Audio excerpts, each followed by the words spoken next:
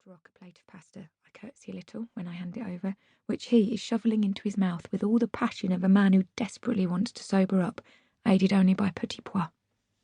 With Rock trapped by the hot plate on his knees, my father is now standing unsteadily in front of him, doing his pitch.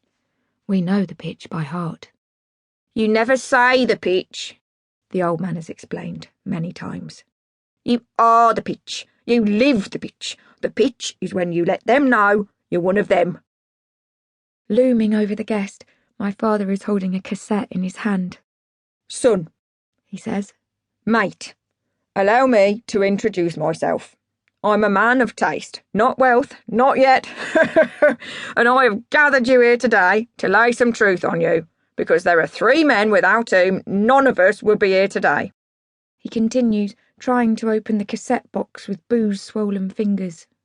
"The Holy Trinity, the Alpha, Epsilon and Omega of all right-thinking people.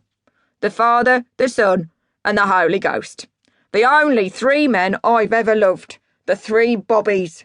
Bobby Dylan, Bobby Marley and Bobby Lennon." Rock Perry stares up at him, as confused as we all were the first time Dada said this to us. "And all every muse on earth is trying to do," Dada continues, "is get to the point where they could go up to these cunts in the pub and go, 'I hear you, mate. I hear you, mate. But can you hear me?' You go to them, 'You are a Buffalo Soldier, Bobby. You are Mr. Tambourine Man, Bobby. You are the fucking walrus, Bobby. I know that. But I am Pat Morrigan. And I am this.'" My father finally gets the cassette out of the box and waves it at Rock Perry. "Do you know what this is, mate?" he asks Rock Perry. "A C90?" Rock asks.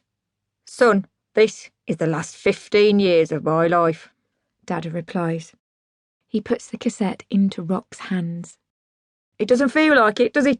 You wouldn't think you could put a man's whole life in your hands, but that's what you've got there. I guess that makes you like a fucking giant, son. Do you like feeling like a giant?"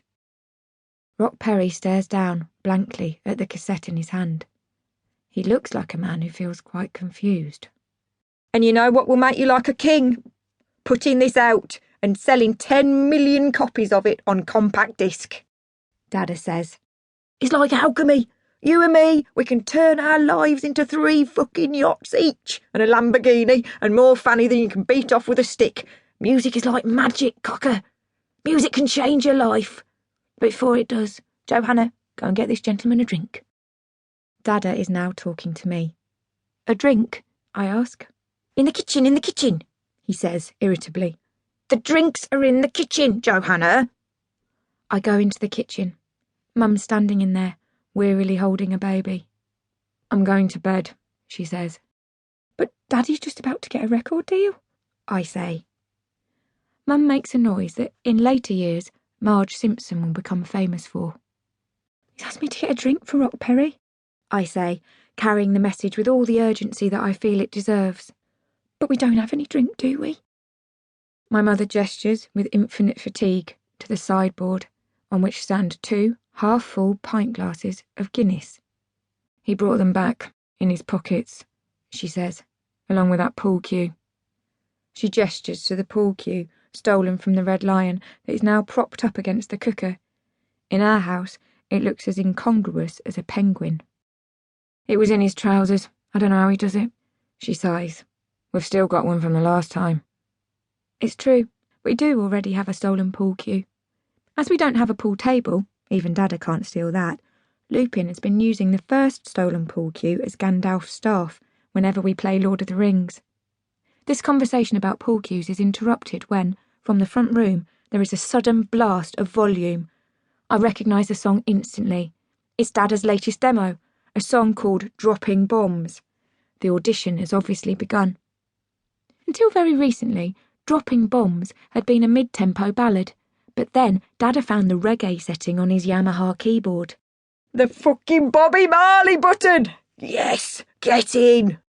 And has reworked it accordingly. It's one of Dada's political songs, and it's dead moving. The first 3 verses are written from the point of view of a nuclear bomb being dropped on women and children in Vietnam, Korea and Scotland. For 3 verses, the bomb